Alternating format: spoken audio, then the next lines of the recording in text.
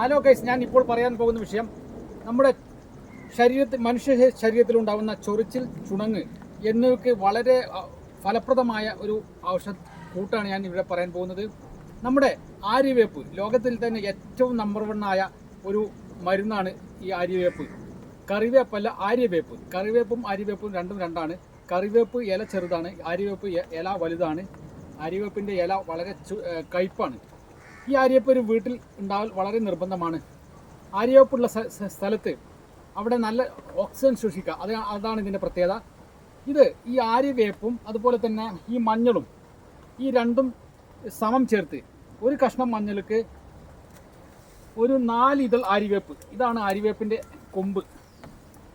4 ഇതൾ ആര്യവേപ്പും സമം ചേർത്ത് നല്ല കുഴമ്പ് രൂപത്തിൽ അരക്കുക. അരച്ചതിന് ശേഷം എവിടെയാണോ ചൊറി അല്ലെങ്കിൽ ചുണങ്ങ് ഉള്ളത് ആ സ്ഥലത്ത് ചുടുവെള്ളം കൊണ്ട് കഴുകിയതിന് ശേഷം അവിടെ വെച്ചാൽ മതി. ഇതൊരു ആഴ്ച നിങ്ങൾ ചികിത്സിച്ച് കഴിഞ്ഞാൽ ഏത് ചൊറിയും ഏത് ചുണങ്ങും മാറുന്നതാണ്. അതുകൊണ്ട് ഈ ഏറ്റവും നല്ല ഒരു എഫക്റ്റായ വളരെ പരിപൂർണമായി മാറുന്ന ഒരു ഔഷധമാണ് ആര്യവേപ്പും നമ്മുടെ മഞ്ഞളും സമം ചേർത്ത് അരച്ച് കഴിഞ്ഞ് ആ ചുണങ്ങിന്മേലോ അല്ലെങ്കിൽ ആ ചൊറിമേലോ ഇട്ടാൽ മതി. ഇത് വളരെ വിജയകരമാണ്. നമ്മുടെ അലോപ്പതിയിനെക്കാട്ടി കൂടുതൽ നമ്മുടെ ശരീരത്തിന് പെട്ടെന്ന് മാറുകയും പൂർണ്ണമായി മാറുകയും ചെയ്യുന്ന ഒരു മരുന്നാണ് ആര്യവേപ്പും മഞ്ഞളും. ഇത് അറിയാത്ത ആളുകൾക്ക് ഞാൻ പറഞ്ഞു തരികയാണ്. ആര്യവേപ്പിൻ്റെ കൊമ്പ് വളരെ നല്ല മൂത്ത കൊമ്പ് മണ്ണിൽ കുഴിച്ചിട്ട് കഴിഞ്ഞാൽ അത് മുളക്കുന്നതാണ്. കൂടുതൽ ഇതിൻ്റെ തൈയാണ് ഉപയോഗിക്കാറ്. ഇതിൻ്റെ ഇല അത്യാവശ്യം ഒരു നല്ല വീതിയുള്ള ഒരു അഗ്രഭാഗം കൂർത്തൊരു ഇലയാണ്. നല്ല കയ്പ്പാണിത്. ധാരാളമായി പണ്ടുണ്ടായിരുന്നു, ഇപ്പം കുറഞ്ഞു വരുന്നുണ്ട്. ഒരു വീടിൻ്റെ മുമ്പിൽ ഇത് നിർബന്ധമായി ഉണ്ടാവേണ്ടതാണ്. കാരണം ഇതുള്ള സ്ഥലത്ത് നല്ല ശുദ്ധമായ ഓക്സിജൻ ശ്വസിക്കാം.